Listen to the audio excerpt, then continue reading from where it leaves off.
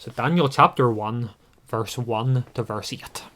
In the 3rd year of the reign of Jehoiakim, king of Judah, Nebuchadnezzar, king of Babylon, came to Jerusalem and besieged it.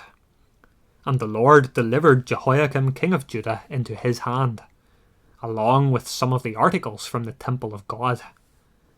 These he carried off to the temple of his God in Babylonia, and put in the treasure house of his God.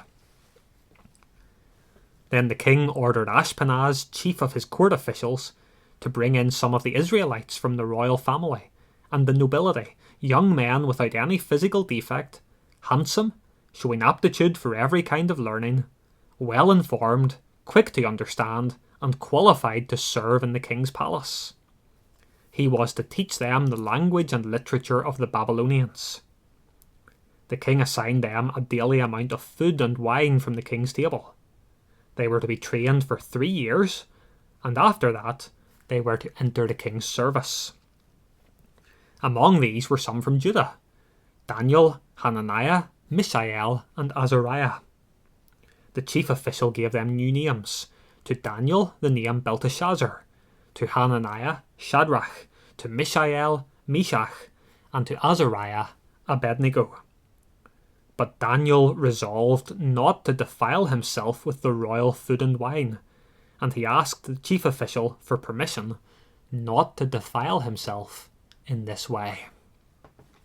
Now we're going to read another short section, this time from chapter 6, Daniel chapter 6, and verse 24 to verse 27. At the king's command, the men who had falsely accused Daniel were brought in and thrown into the lion's den, along with their wives and children. And before they reached the floor of the den, the lions overpowered them and crushed all their bones. Then King Darius wrote to all the peoples, nations, and men of every language throughout the land: "May you prosper greatly. I issue a decree that in every part of my kingdom people must fear and reverence the God of Daniel. For he is the living God, and he endures forever. His kingdom will not be destroyed. His dominion will never end."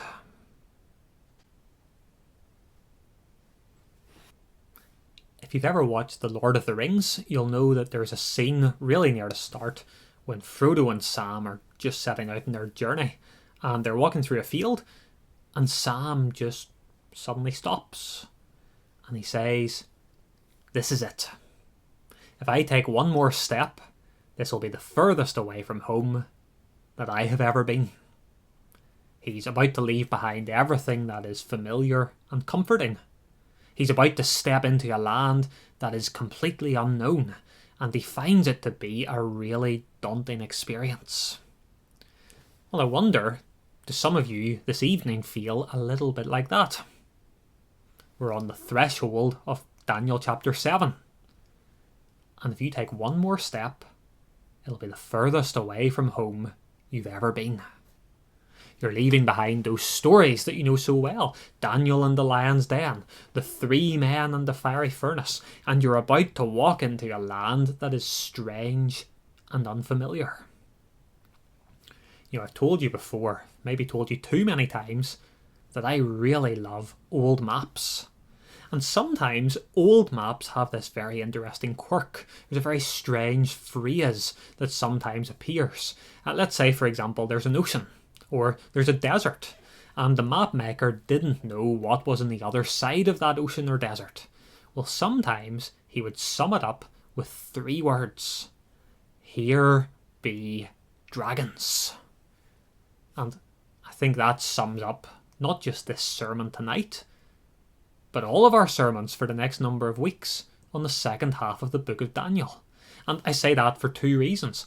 First of all, for many of us, Daniel chapter 7 to Daniel chapter 12 is uncharted territory. We haven't mapped it, we haven't explored it, we don't know what to expect. But the second reason why "Here be dragons" is a good way to describe the second half of Daniel, as we're going to see, there are beasts and there are monsters, and you really wouldn't be half surprised, would you, to see a few dragons along the way. So here be dragons. We're going to be looking at the second half of Daniel over the next number of weeks. But anyway, what I want us to do tonight is to try and map out this land that's full of dragons. What I want to do is I want to show you this is not a place that you have to be scared of. It's not a place you have to run away from. It's a place that is well worth exploring. Next week, we're going to do what Sam did in Lord of the Rings. We're going to take that first step into the great unknown. But for tonight, let's try and map out this second half of the book. And as we do that, I want to begin by saying something really, really obvious. The second half of Daniel is quite different from the first, isn't it? The first half is full of stories. It's full of good guys and bad guys. The second half is full of bizarre visions and weird dreams. And I think that's the biggest reason by far why so many Christians even are almost completely oblivious about what goes on in the second half of this book.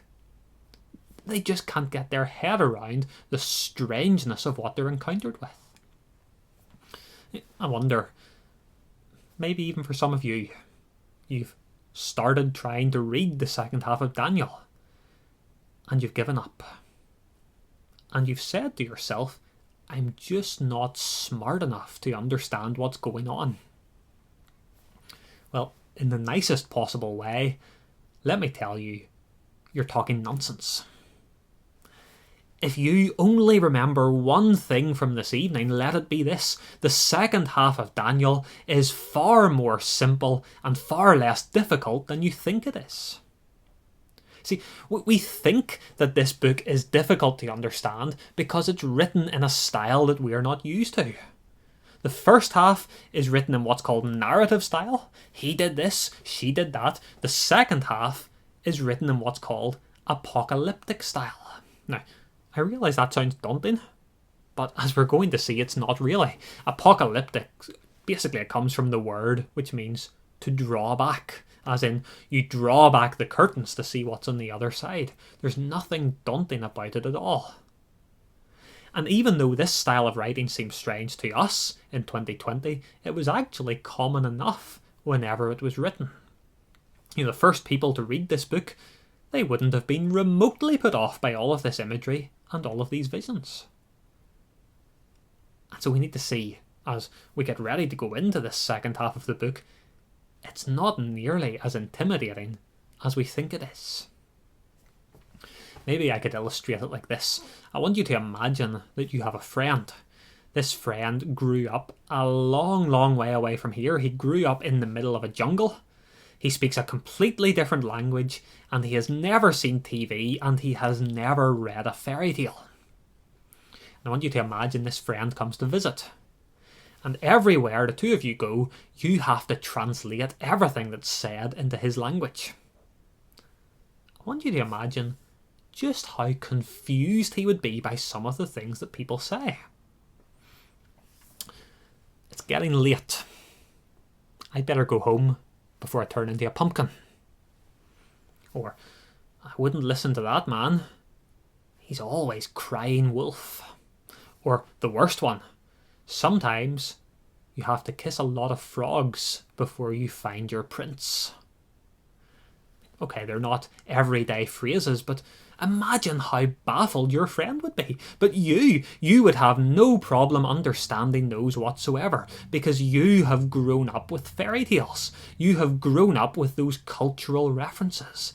And in a way, that illustrates the problem that we have when we come to Daniel chapter 7. We can be confused by the book, but it's not because the book is confusing. It's because the pictures and the phrases that Daniel uses, we're just not used to them, are we? We haven't grown up with those cultural references. And so let me promise you, this book really is not as hard as you think. Really, the book of Daniel all boils down to one simple lesson. We see it over and over again, but especially we see it in chapter 6 and verse 26, right on the boundary between the two parts of this book. There is a living God who endures forever. He has a kingdom that won't be destroyed, and a dominion that's never going to end. And over again, this book is going to use vivid, vibrant pictures, and it's going to tell us Jesus Christ is on the throne. Jesus Christ is going to win.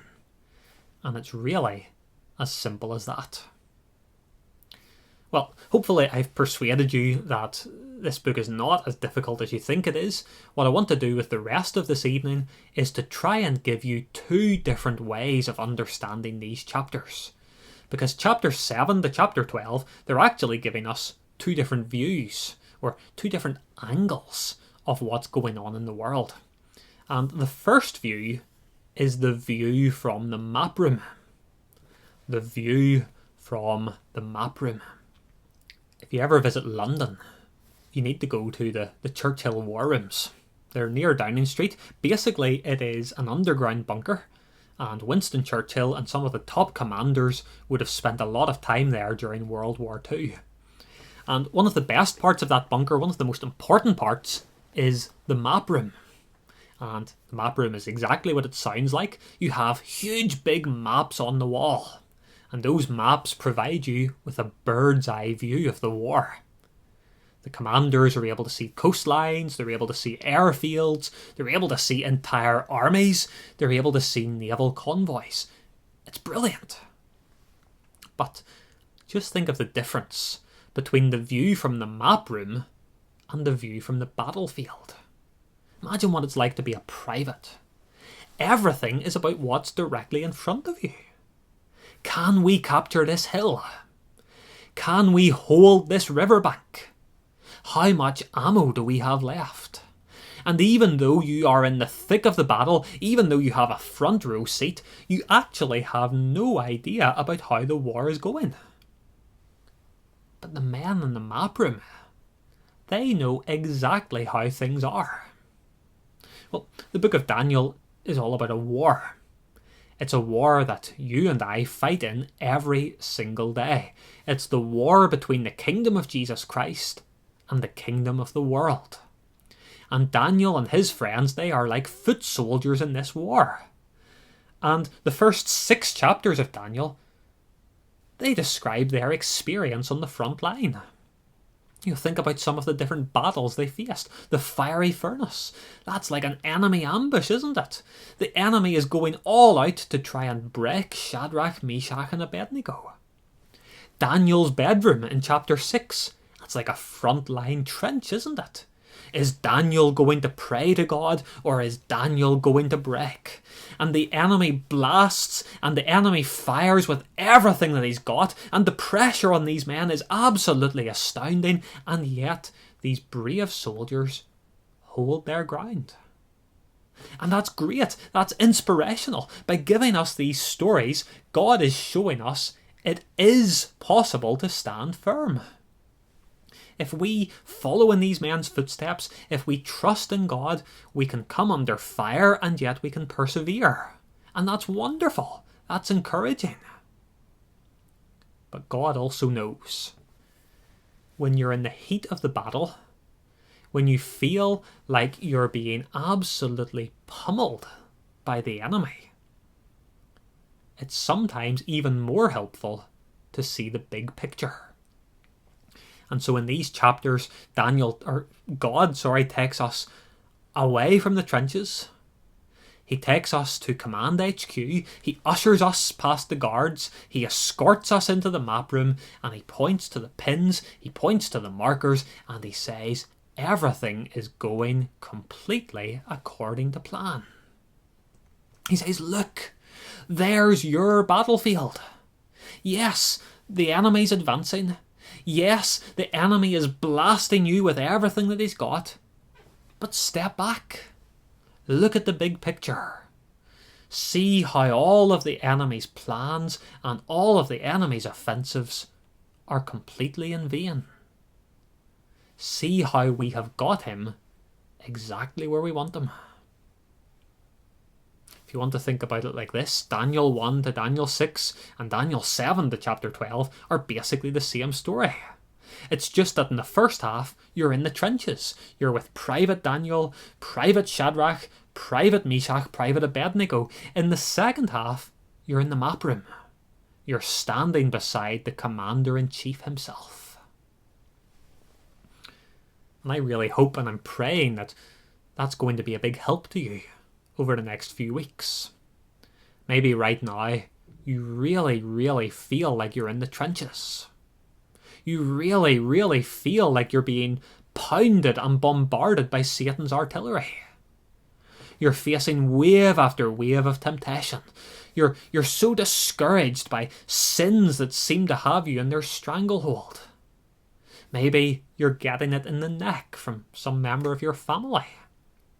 Maybe you're worn down because you're the only Christian in your class at school. Maybe you're having doubts. Doubts about whether God answers prayer. Doubts about whether God's word can be trusted.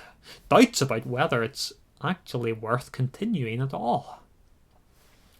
Maybe what you need to see over the coming weeks is that you're fighting an enemy who is guaranteed to lose, and you're fighting for a Commander-in-Chief who's guaranteed to win. The view from the map room makes it crystal clear. Jesus is going to win. So that's the first of our views, the view from the map room. The second view is the view from behind the curtain. Now, I know, apocalyptic sounds pretty intense, doesn't it? But like I said already, it just means draw back or uncover. And sometimes whenever you uncover something, it changes everything. If you want an example of that, how about the Wizard of Oz? The main characters, they go and see the wizard. He is absolutely terrifying. He has got this booming, thundering voice that makes the walls of the palace tremble.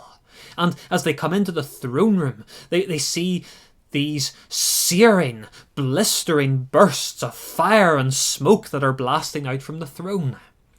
The characters are absolutely petrified. They're especially frightened whenever the wizard shouts out with his big booming voice, "Do not arouse the wrath of the great and powerful Oz." But then, everything changes, because Dorothy's dog goes scampering off, and he finds a curtain, and he bites on the edge of the curtain, and he pulls it back. And behind the curtain, there's a machine. And the machine has all these buttons and all these levers, and all this time, the machine has been controlling the fire.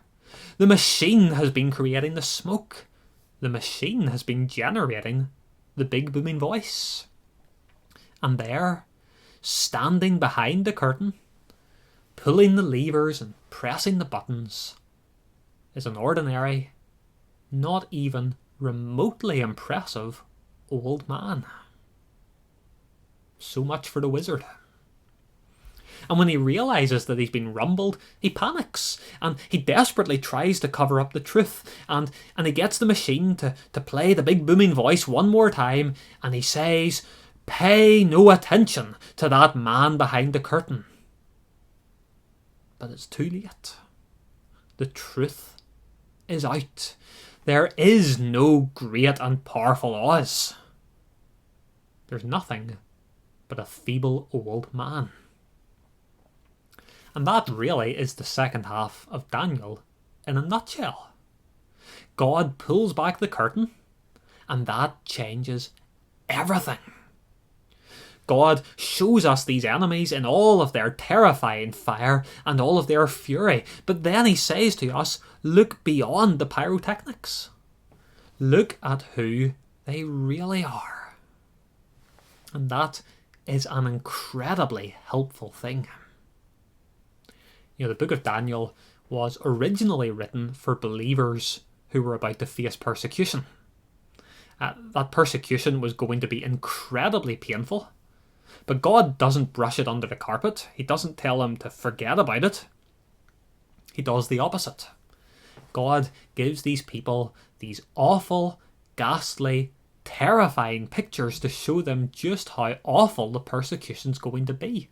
But he also says, look behind the curtain.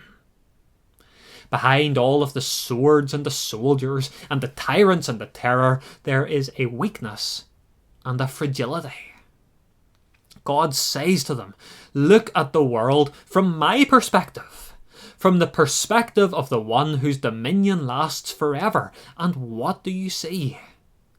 You don't see fire and smoke. You don't hear big booming voices, but you see weak, puny, feeble old men. Surely, this book must have been an incredible help for those believers as they suffered through such terrible persecution. But it's also helpful for us. Now, thankfully, we are not being slaughtered for our faith.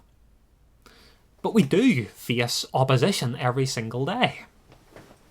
We live in a culture that has been poisoned against Christianity. We are constantly being bombarded by a media that directs all of its firepower against the teachings of the Bible. You know as well as I do that there are stances that we have to take because our King says that we have to take them. And you know as well as I do that as soon as we go public with those stances, we're going to come under fire.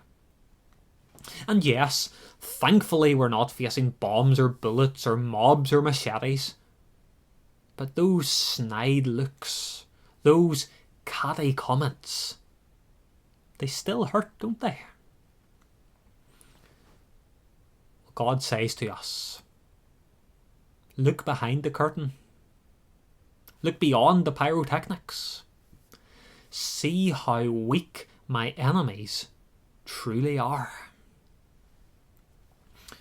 Sometimes we're discouraged, aren't we? Discouraged by the stranglehold that Satan seems to have on the world around us.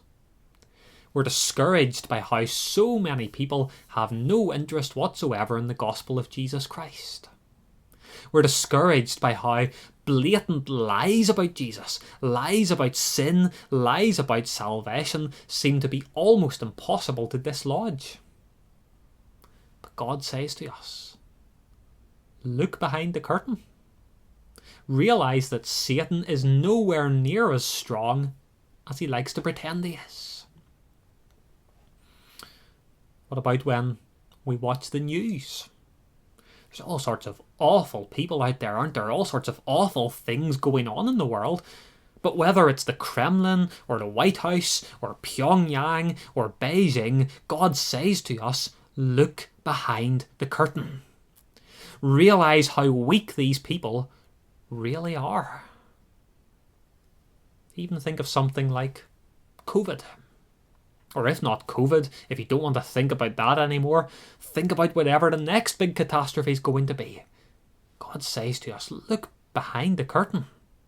Look beyond the headlines. It's not the end of the world because Christ's kingdom will not be destroyed. You need to know Satan really, really wants you to look the wrong way. Satan wants you to fixate on the headlines or the conspiracy theories. He wants you to fixate on opposition and darkness and court cases. He doesn't want you to know the truth. And that is why Satan over and over will shout to you, pay no attention to the man behind the curtain. But God gives us the book of Daniel.